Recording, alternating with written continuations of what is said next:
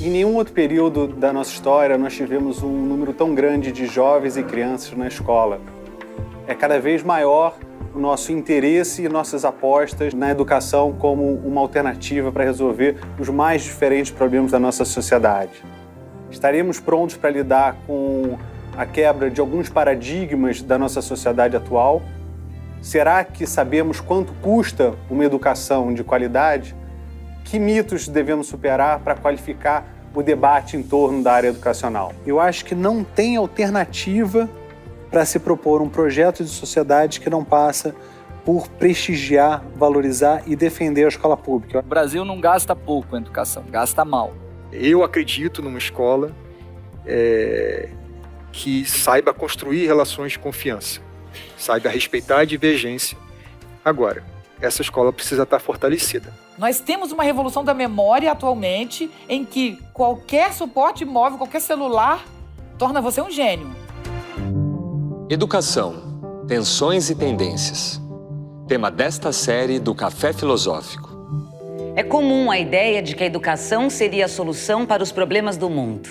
Ou então de que os males da nossa sociedade são frutos da falta de um ensino adequado. Acontece que a instituição máxima do ensino, a escola, é parte desse mesmo mundo. A escola não tem o gabarito de resposta para todas as nossas crises. Ela é também o palco onde se manifesta grande parte das nossas angústias sociais. Falando de diagnóstico, de educação e de sociedade, é inegável que vivemos um momento difícil e tenso, bastante tenso. A gente vive um momento tenso na história da humanidade, né? É um momento civilizatório bem tenso e bem difícil. Apesar da gente olhar para a educação e pensar sempre na educação como solução, ela não é solução. Então, a nossa eterna frase, ao olhar qualquer desafio social, a gente diz: quem soluciona isso é a educação. Isso é incorreto, é completamente incorreto. Pelo menos a educação escolar. Ela não pode dar conta dos desafios do mundo, porque ela é o mundo. O que nós temos ali? Nós temos professores que têm, em média, 35 anos, 32. Não passa disso.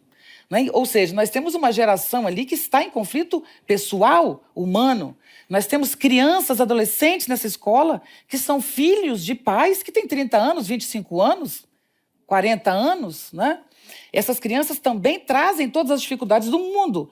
Nós temos os gestores, nós temos as questões institucionais nessa escola, a relação da escola com os professores e o gestor, com os técnicos. Esse grupo de professores e técnicos com a sua secretaria municipal ou estadual de educação e a relação com o Ministério da Educação, as políticas nacionais, federais, municipais, como elas atravessam esse espaço escolar, né? Nós temos a necessidade de levar essas crianças ao espaço, então é preciso de transporte, ou da escola, ou ajeitar o transporte da cidade. Essas crianças precisam se alimentar, esses adolescentes, né? Tem merenda, não tem merenda? Então, a escola, ela é o lugar onde a gente pode discutir o contemporâneo, porque atravessa o espaço escolar todos os desafios contemporâneos. Então, é assim que a gente tem que olhar a escola, olhar dessa maneira, ao invés de imaginar a escola como um espaço idealizado, perfeito, onde nós vamos solucionar os problemas aqui de fora, como se houvesse um fora. O que eu trago hoje para abrir nosso debate, e não à toa para provocar, né? Essa é a minha função, mais do que dar respostas, né? É que o nosso desafio maior hoje é o índice de suicídio e automutilação entre crianças e adolescentes. As crianças se automutilam na sala de aula. As tentativas de suicídio são feitas dentro do espaço escolar. Nós temos o uso de medicação psiquiátrica entre crianças, que no Brasil cresce cada vez mais. Como a psiquiatria e a neurofarmacologia cresceu muito nos últimos anos e teve muito sucesso, os psicofármacos melhoraram muito, e isso é muito ruim, porque eles melhoraram tanto que eles passaram a ser, de fato, uma solução, uma busca. Então, diante dos desafios que as crianças sempre trouxeram para pais e professores, nós temos hoje a tecnologia que diz: toma essa medicação, que essa criança vai estar tranquila. Então, nós temos um grande índice de medicação de crianças na escola, mas os professores também são medicados. Então, você imagina que você tem um espaço escolar de um professor de cerca de 30 anos, 30 e poucos, lendo, passando por tudo que a gente passa nas redes sociais, no mundo, todos esses desafios, grande parte desses adultos que estão em sala de aula estão medicados, com as crianças que estão medicadas, passando... É isso que nós temos numa sala de aula. A gente tinha uma família num modelo, que é exatamente esse modelo que se transforma, um modelo piramidal, né? É o modo de ordenação que está mudando, e isso muda o psiquismo, né? Porque todos nós somos produzidos por modelos. Esse modelo muda a relação com o conhecimento, com a verdade, a era da pós-verdade. Vejo de modo afirmativo essa mudança, mas a transição é muito difícil. Então, o que nós temos nessa transição? Nós temos um modelo que sempre foi piramidal, desde o Egito. Você tem uma base de pessoas, por exemplo, fazendo gestão de pessoas. Essa base vai diminuindo, até que termina no 1. Na Grécia, nós temos uma outra ordenação piramidal, que é uma ordenação do pensamento, né? A Grécia não é uma ordenação piramidal de gestão, não é uma perfeição, muito pelo contrário, não é exemplo de... Não é exatamente trazer isso de volta como uma beleza, mas você tem uma praça onde pessoas estão debatendo. Os escravos não opinavam, as mulheres, sim. Havia muita exclusão, mas não é mais um. É um grupo. E o grupo que debate, que precisa de oratória, né? Aí nasce a filosofia, o debate, a ordenação do raciocínio. Como é que se ordena o raciocínio? Que é o que a Grécia vai fazer. A mesma coisa. O corpo e os afetos, as sensações, né? São múltiplas. Sócrates ensina a fazer isso muito bem. Você vai chocando as opiniões, debatendo até que você encontra algo fixo, verdadeiro, que sobrevive a esse debate. Então, do múltiplo, você vai buscar a verdade, o ser, o bem, o belo, o justo, né? Você busca a partir desse debate que vai provocando isso aqui. Na Idade Média, nós temos a mesma relação onde a gente mantém o rei em vínculo com a igreja. Então, você tem, novamente, uma perspectiva religiosa e um modelo de gestão, novamente unido. O modelo religioso é bastante racional na Idade Média, né? A Bíblia e Paulo e as explicações religiosas são cada vez mais racionais, pelo menos na perspectiva do Nietzsche. Da mesma maneira que o místico vai se tornando racional, o racional também é místico, na visão do Nietzsche, porque se você vai criando uma lógica para a religião, que é o que o catolicismo termina construindo na teologia, você também tem um místico na razão para o Nietzsche, que é o que é exatamente esse bem, esse belo, esse justo, o que é exatamente essa verdade, né? Então, Nietzsche discute isso, mostrando que toda produção de verdade é produto de acordo, né? Porque, na verdade, não há nada natural no humano, nós somos um ser que se constrói e tudo é feito a partir de acordos. Então, o que é verdade, que a gente começa a discutir agora como unidade também, né? Se não um campo de forças em que quem dá nome, em que quem determina controla essa verdade. Então, a verdade como campo de forças é o que o Nietzsche vai discutir. Quando a gente sai da Idade Média e passa para a Idade Moderna, aí a gente entra no momento ainda mais marcante dessa pirâmide, que aí é o ponto onde o Nietzsche vai, de fato, trazer, que é a modernidade. Então, o pensamento cartesiano, o modelo cartesiano, o método cartesiano de pensamento, na verdade, nos dá uma direção específica para pensar. Então, eu não penso, logo existo. Eu existo porque eu penso racionalmente, com as categorias cartesianas de pensamento, né? Esse modelo racionalista que nasce no início da modernidade é anunciado pelo pensamento, pelo cartesianismo, mas, de fato, é o pensamento kantiano que vai estabelecer isso, a Revolução Francesa. Então, a gente foi construindo, especialmente da modernidade para cá, um modelo de humano para dar conta de um modelo de sociedade. Esse modelo de humano, que é racionalista, ele se caracteriza por opor valores, bem e mal. Ele se caracteriza por uma linha de raciocínio, né? Você parte de um ponto e vai linearmente buscando outro ponto. Esse modelo de pensamento, ele não aceita contradições, ele não quer o corpo, ele nem quer os afetos.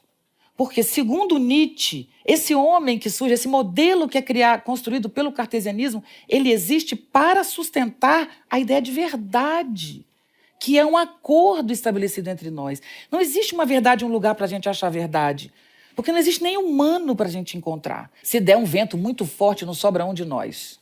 Se bater um vento forte aqui, Não sobra célula sobre célula, porque não tem cola nas nossas células, não tem cola. Está tudo preso por uma tensão que chama vida, que é um fluxo de intensidade. Vida. Vida é vibração, força, né? Então, o corpo vivo é um corpo que move-se pelo seu processo de intensidade. É isso que faz as nossas células ficarem juntas. Então, o que nós somos, se não um vento, um acordo, uma metáfora, uma combinação? Minha mãe combina que eu sou Viviane. Eu acredito que eu sou Viviane. Eu acredito que eu tenho tantos anos. Eu acredito no que é colocado para mim. E eu vou levando isso adiante. Isso é necessário. Não estou criticando isso. É necessário. Somos metáfora. Agora, quando você sofre um revés grande na sua vida, você perde tudo isso. Basta uma dor profunda. Profunda. Pode ser de amor. Pode ser morte, não é? Pode ser um sofrimento qualquer. Diante de um sofrimento profundo, tudo isso vira nada. Esse modelo de humano, ele se tornou tão arrogante que nós passamos a modernidade, final do século XVIII e século XIX, até o auge do século XIX. O que a gente aprendeu ali? Que o Nietzsche chama de morte de Deus, né? A gente entendeu, na modernidade, que não é mais para usar religião, né, gente? Coisa mística. Vamos fazer uma coisa correta, verdade. Vamos trabalhar com a ciência. Então, a ciência não quer mais a metafísica religiosa. E ela cria para o Nietzsche a metafísica científica. A metafísica científica nos fez, por exemplo, usar botas. Quem se lembra das botas? As botas ortopédicas. Quem não tinha o pé com uma curva, tinha que ter curva no pé. Quem não tinha curva, usava uma bota. Dormia com a bota. Isso era uma tortura. Hoje todo mundo tem que ter dente reto, tem que usar aparelho, não é isso? Quem tem um dente de lado um pouquinho é porque é pobre. Não pode, tem que curvar. Então, isso são os processos. Então, na verdade, a verdade, inclusive científica, ela diz respeito a um campo de forças. Por que a verdade é colocada em questão? Por quê? Desde o Nietzsche, não é porque a ciência é boa ou mal intencionada, não é isso. É mais simples, é que a vida muda o tempo inteiro. A culpa não é da ciência, se ela é boa ou má, ideológica, tudo isso sim, mas não é nem essa a questão. É que a vida não se apreende, não se configura. A gente não consegue amarrar. Em função disso, os processos científicos vão se transformando. Estamos saindo de um modelo de pensamento lógico. Nós estamos saindo de um modelo de raciocínio de humanidade que acredita que pode afastar os afetos, que pode afastar as contradições e que essa camada que a gente chama de consciência ou consciente que está aqui é o suficiente. Mas desde a psicanálise, né, desde o Freud, lá no final do século XIX, a gente já sabe que se aponta de um iceberg, que atrás disso tem milhões de coisas e cada vez mais. Portanto, o que a escola lida? A escola lida com a tradição, seja ela universidade, ensino médio ou ensino fundamental. Meus professores vão pegar a história da humanidade, vão trazer isso para o cotidiano e trazer para o desafio de hoje. É isso que a gente tem. Então, o que nós temos com esses meninos e meninas, senão vento e metáfora na mão de pessoas vento e metáfora?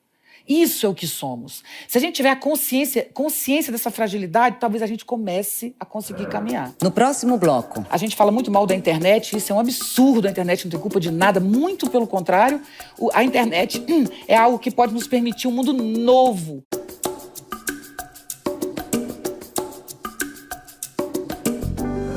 A ciência pode classificar e nomear os órgãos de um sabiá, mas não pode medir seus encantos. Quem acumula muita informação perde o condão de adivinhar. Divinare. Os sabiás divinam.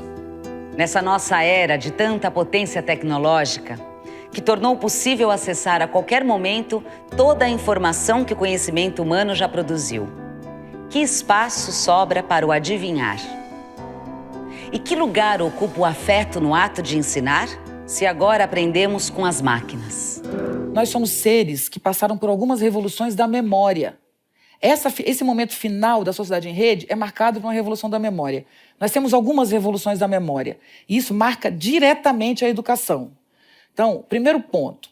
Nós tivemos há 2,5 milhões de anos um cara que era meio parecido com o que somos hoje e tal. Mas o que nos identifica é 500 mil anos, o Homo sapiens. O que caracteriza o Homo sapiens é uma revolução da memória. Ele é sapiens porque o volume cerebral aumentou muito e a potência de armazenamento aumentou muito, Por isso nasceu Homo sapiens. Mas nós ainda não somos sapiens. Nós somos sapiens sapiens, que é 100 mil anos atrás, essa capacidade de memória produziu conteúdo. Então, primeiro você tem capacidade de armazenamento a 500. Depois, digamos, de compartilhamento ou de capacidade de lidar com isso a 100 mil anos. E de 100 mil anos para cá é que a gente teve essa grande aceleração. Então, o que nos caracteriza? Eu sou um físico e uma memória, não é isso? Minha consciência. Eu estou aqui falando com vocês e minha memória está me mandando referência. Então, somos seres virtuais por natureza. Quando que nasce o humano? Com a virtualidade. Se não nascesse a virtualidade, nós não teríamos sobrevivido como espécie. Só sobrevivemos porque desenvolvemos a virtualidade, que é essa capacidade de se olhar de fora, de armazenar dados, de ter princípios. Porque eu tenho princípios, eu tenho lei. Porque eu tenho princípios, eu tenho limite, né? Então, eu não tenho sexo com meu filho porque isso é incesto, não é isso? Então, esses limites são limites da consciência, porque não tem ainda legislação. O direito é romano. Então, a gente está falando de muito antes de direito, né? Então, são limites que são dados pela consciência. Essa virtualidade é a primeira revolução da memória. Ela produziu tudo muito rápido. Então, há 100 mil anos, enterro dos mortos, e há 30 mil, revolução criativa do Paleolítico, há 15 mil, 5 mil, escrita, e vai embora.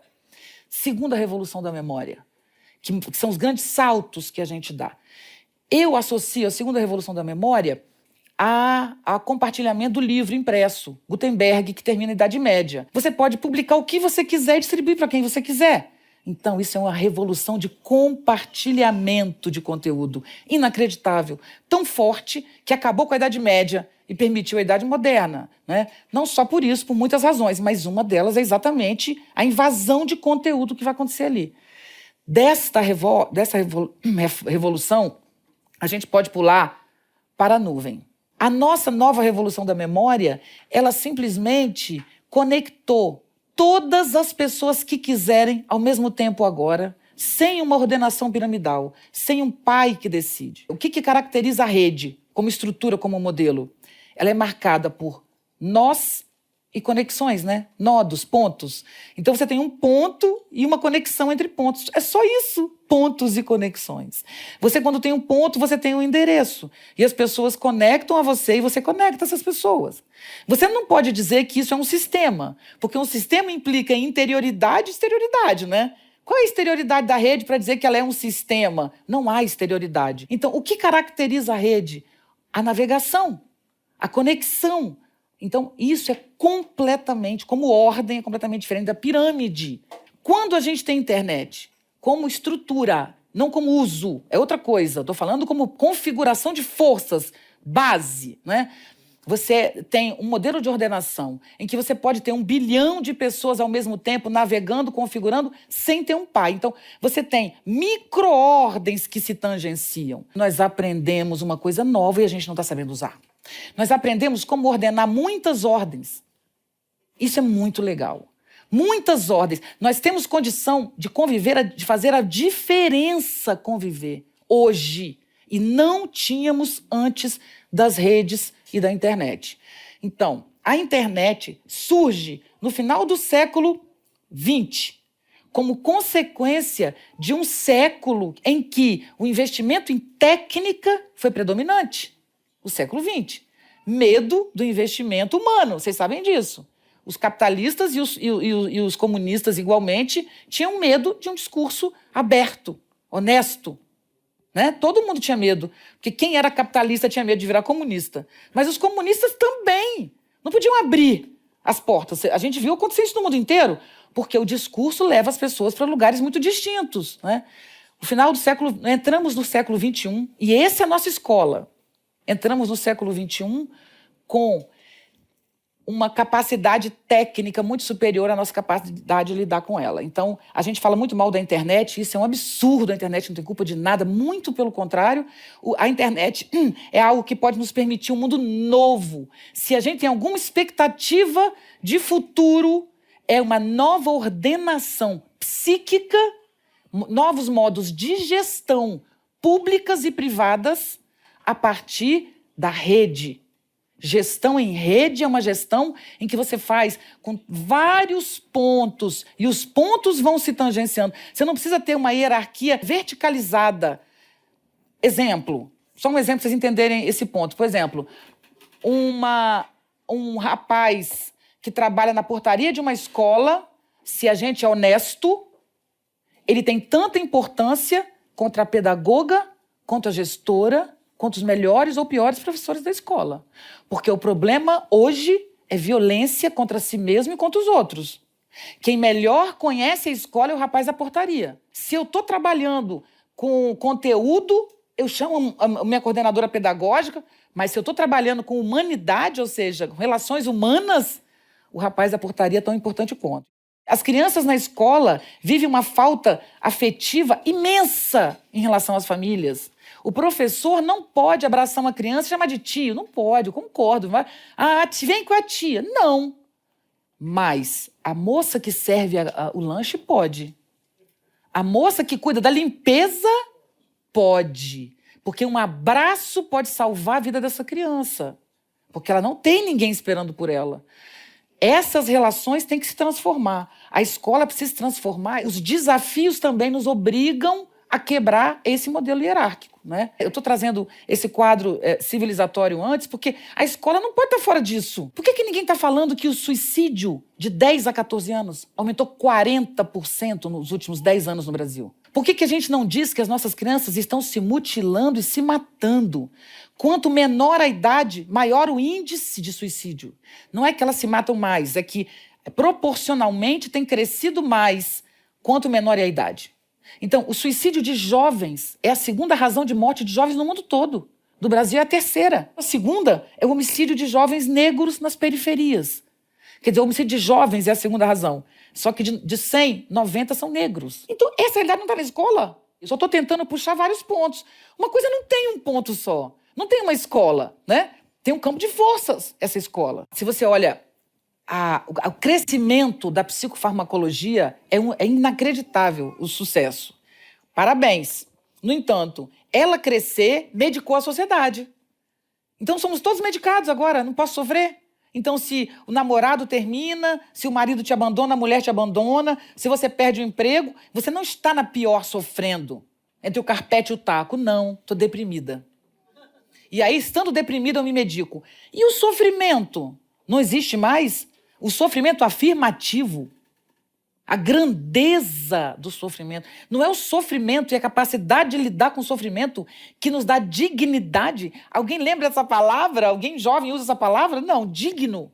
Ser digno é carregar você mesmo com grandeza e honra, seja lá a roupa que você esteja vestindo. Ele ergue a si mesmo e diz assim, eu sou um ser, eu tenho a honra de estar vivo. Eu tenho a dignidade de existir, isso importa. Essas coisas a gente perdeu um pouco a noção. Porque se eu estou sofrendo, eu tenho uma medicação para me resolver. Se eu estou sofrendo, é porque eu preciso de dinheiro. Se eu não tenho dinheiro, né? Compra alguma coisa para passar o seu problema. Então, essa relação é muito complicada. Então, o crescimento da medicina gera isso. Sabe essa civilização bacana que a gente construiu, cheia de tecnologia, né? Parece que as crianças estão felizes naquela tela, não é isso? Tá uma beleza, é só dar um computador e tal. Não. As crianças, os pré-adolescentes, os adolescentes e os jovens, nessa proporção, de baixo para cima, cada vez mais, estão dizendo para a civilização, eu não quero.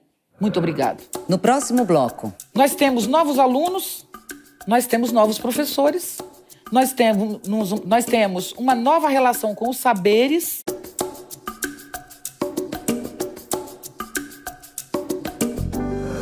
É comum dizer-se que a função das escolas é preparar as crianças e os adolescentes para a vida. Como se a vida fosse algo que irá acontecer em algum ponto do futuro, depois da formatura, depois de entrar no mercado do trabalho. Mas a vida não acontece no futuro.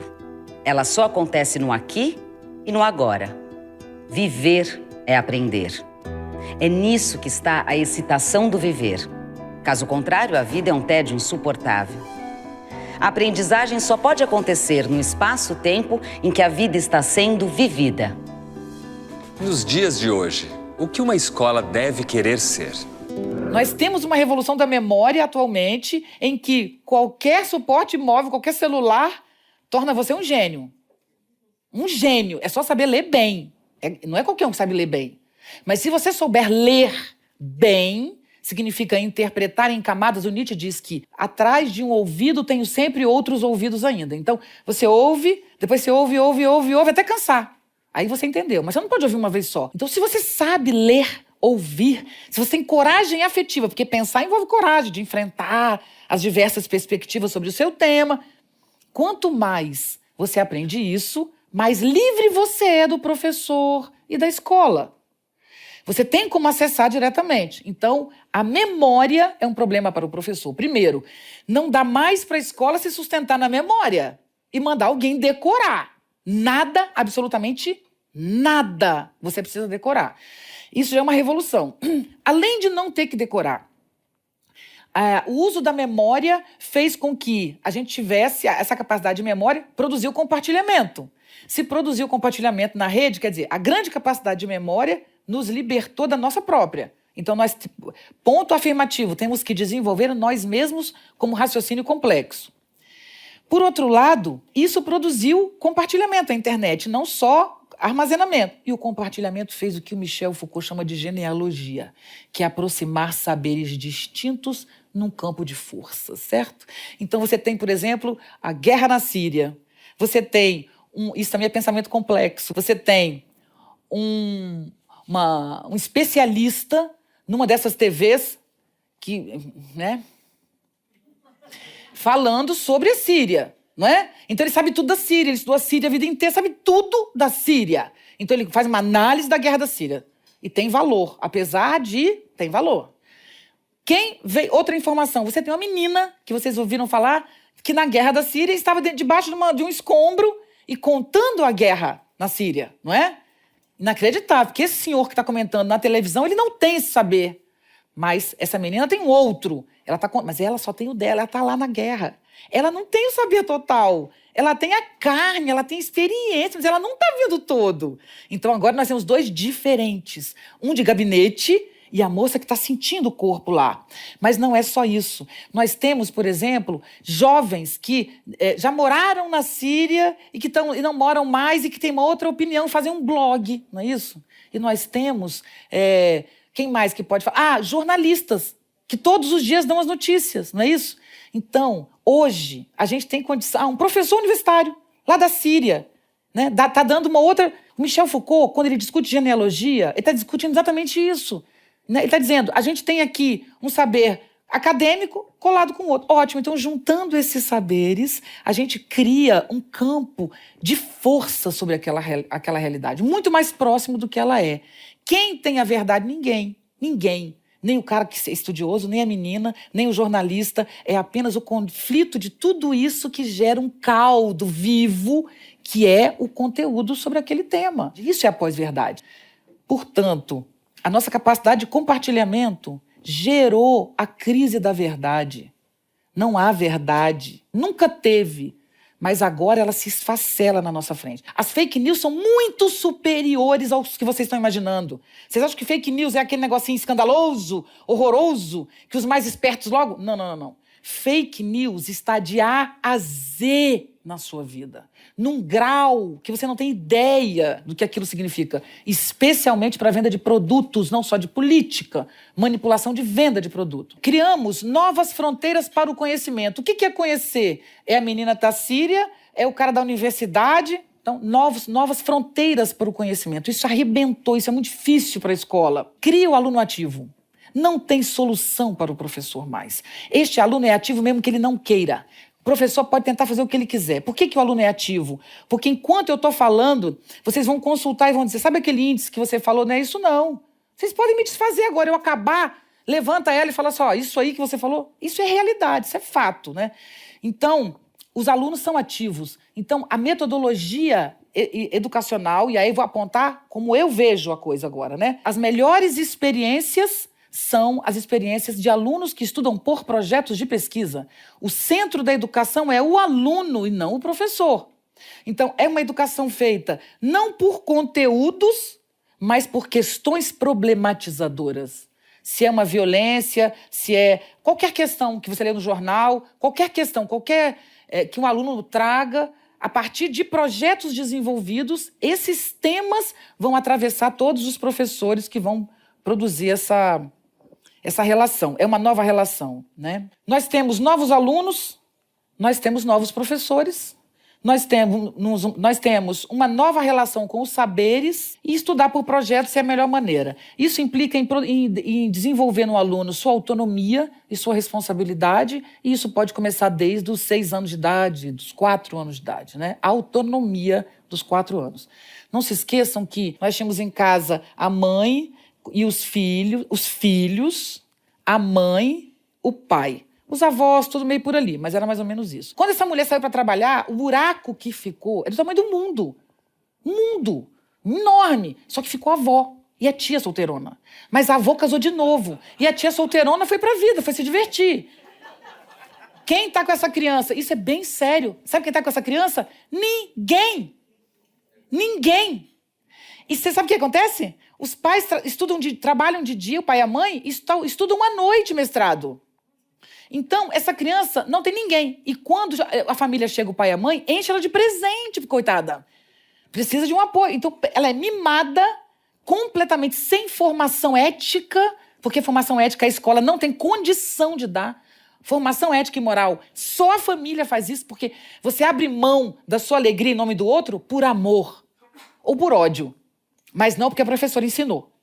É o afeto que nos ordena moral e eticamente, e não a ciência. Então, não é possível a escola fazer isso. Então, essas crianças estão sem essa ordenação completamente. Onde elas estão? Na internet, um lugar fofo, né? A internet é um lugar fofo, né? Para todo mundo ficar, uma beleza, né?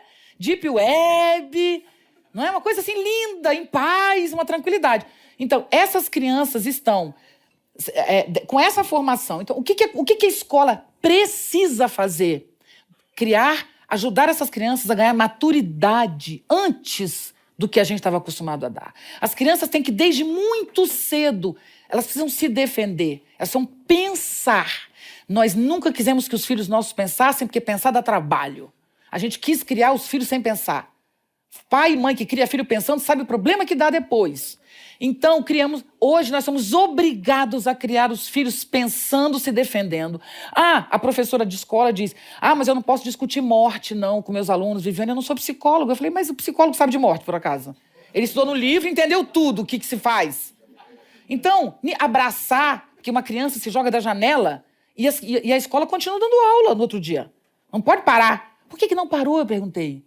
Não pode, porque a gente não sabe lidar, né, com esse sofrimento. Então, não faz nem um dia de luto, nada. Essa incapacidade é bem complicada. Então, essas crianças precisam desenvolver autonomia e responsabilidade na escola e em casa, porque elas estão sozinhas e continuarão sozinhas. Então, nós temos 3 desafios que eu chamo. Um é da memória, certo? Que é como fazer com essa memória e esse compartilhamento que colocou todos os conteúdos disponíveis do que presta e do que não presta, né? Como a gente prepara seres humanos para lidar com esse acesso e essa liberdade com o mínimo de ordenação e ética. Nós temos também a emergência do pensamento complexo, que é o que eu acabei de fazer aqui, que não há mais uma linha, há sobreposição. Então, o que era sucessivo agora é simultâneo, porque antes eu pensava daqui até lá. E hoje não tem. O nosso psiquismo, que era ordenado em linha. Eu era criancinha, não era assim? Eu era criancinha, cresci, virei mocinha, não é assim? Aí vai até ficar velha. Tudo errado. Desculpe, não é assim que as coisas funcionam. Você pode ficar criança quando tá velho. Você pode ser adolescente quando é criança. Você pode ser velho.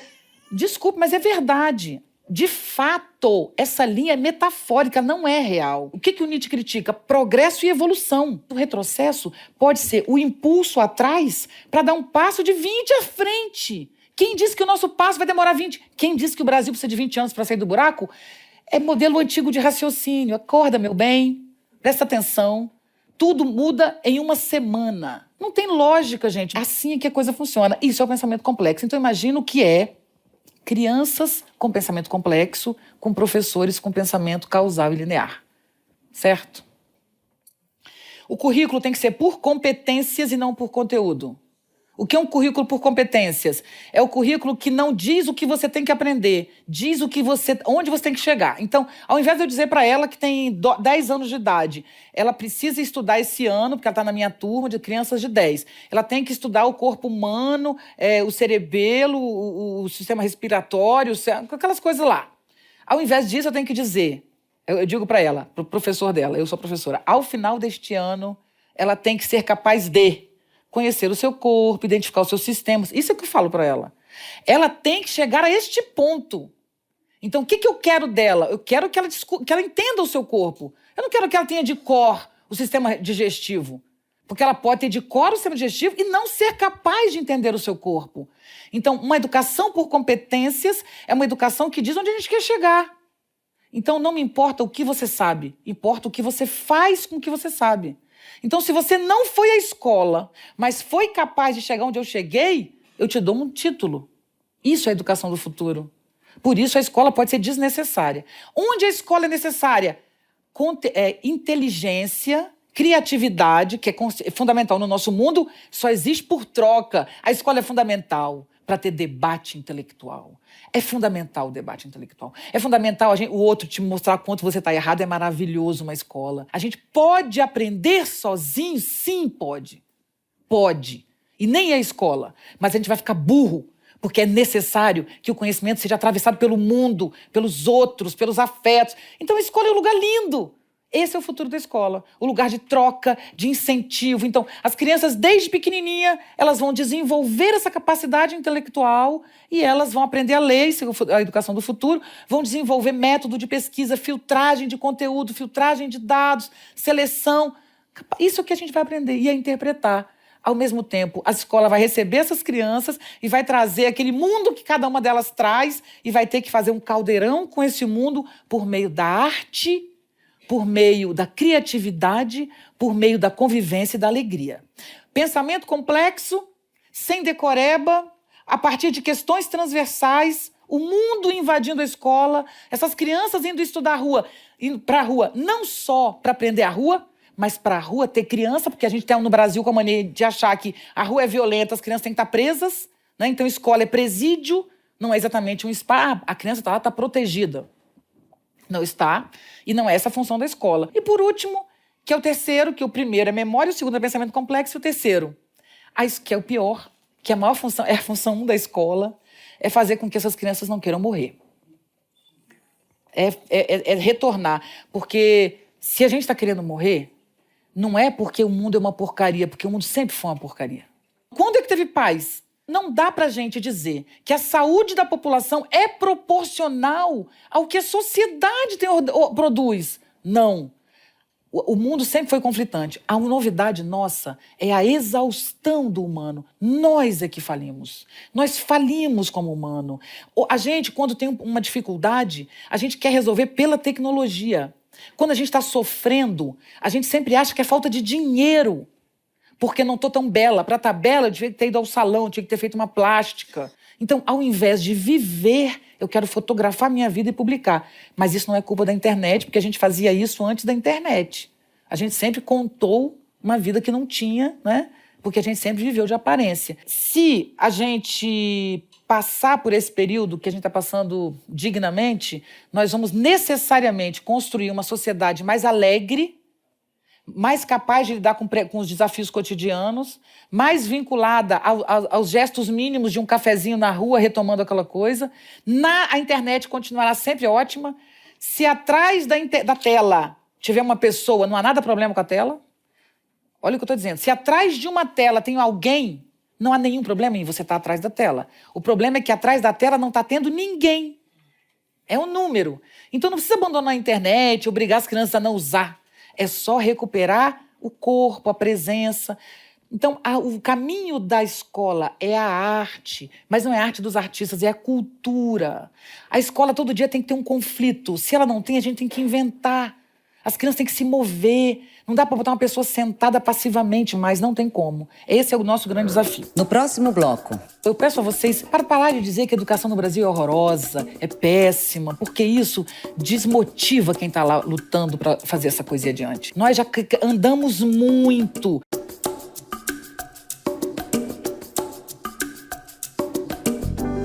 Além da crença de que uma boa educação resolveria todos os nossos problemas, o senso comum também perpetuou a ideia de que somos um país péssimo em ensino. A nossa tradição educacional confirma essa má fama? E no presente, somos de fato tão incompetentes em ensinar quanto acreditamos ser? A educação nunca foi problema para o brasileiro, nunca. nunca foi vista como uma questão. A gente só... Se eu contar a história da educação brasileira, você pega alguns pontos, começa com os jesuítas, que não vieram aqui para educar, vieram aqui para catequizar, sobrou para eles uma escola que eles foram levando adiante. Então, a educação do Brasil nasceu como catequização, não por culpa dos jesuítas, mas por falta de escola. Depois disso, foi entregue para o Marquês de Pombal, que virou Estado, que nunca cuidou, que foi sendo arrastado, não foi valorizado, nunca teve um investimento. Final do século XIX, você tem 80% de analfabetos. Na década de 1950, você tem 50% de analfabetos, pessoas que nunca tinham sentado numa escola. O nosso passivo, a nossa dívida do passado é enorme. Ontem, sabe quanto tempo que a gente passou a valorizar a educação no Brasil? 25, 30 anos. Então, por favor, eu peço a vocês que estão presentes, inclusive quem está nos assistindo, inclusive quem trabalha nos meios de comunicação, para parar de dizer que a educação no Brasil é horrorosa, é péssima, porque isso desmotiva quem está lá lutando para fazer essa coisa adiante. Eu apresentei 40 escolas inovadoras no canal Futura, que são inacreditáveis. Nós temos experiências em escolas brasileiras lindíssimas. O Brasil dá banho de novas metodologias em educação. Quem está fazendo mudanças metodológicas é o ensino fundamental, do 1º ao 8º ano. A universidade continua tratando o aluno como passivo. Então, existe uma metodologia nova, maravilhosa, mas ela não ganhou a tal da escala. Agora, o que é ganhar escala? É pegar uma experiência dessa e obrigar todos a serem iguais? Não. Um país desse tamanho, com a diferença que a gente tem, a gente tinha que pegar as nossas boas práticas, iluminar, né? E dizer, agora faça a sua no seu município. A gente tem uma referência nacional, né? Uma base nacional curricular. A partir da base nacional, você pode construir metodologias livremente. O Ministério da Educação permite isso há centenas de anos que ele permite, sempre permitiu. Qual é o desafio do Brasil? Nós não tínhamos vagas, nem para a universidade, nem para o ensino básico, não é isso? Hoje, nós temos vagas do 1º até o ensino médio. No entanto, o desafio hoje é a qualidade da educação, certo? Então, nós temos crianças na escola que não sabem ler. Quando falarem isso para você, sabe o que você responde? Antes, elas estavam na rua, sem ler. Hoje, elas estão na escola sem ler. Antes, elas estavam na rua sem ler. Não trouxemos? Então, o principal foi feito. Traga essa criança para dentro da escola, porque a escola não ensina só ler. A escola ensina a chegar na hora, sair na hora.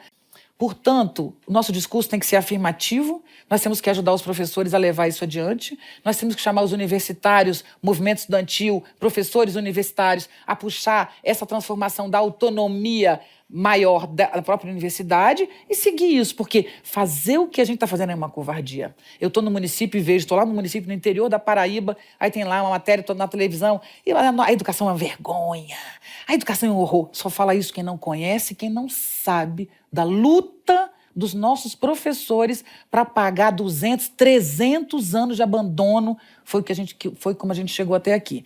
Para pagar essa história de abandono não é milagre, ninguém vai bater uma varinha de condão, não é uma reforma do ensino médio, não é um decreto, não é isso. São mais anos e anos de investimento amoroso para que, de fato, se transforme. Uma pergunta chegou aqui do público, da Fernanda.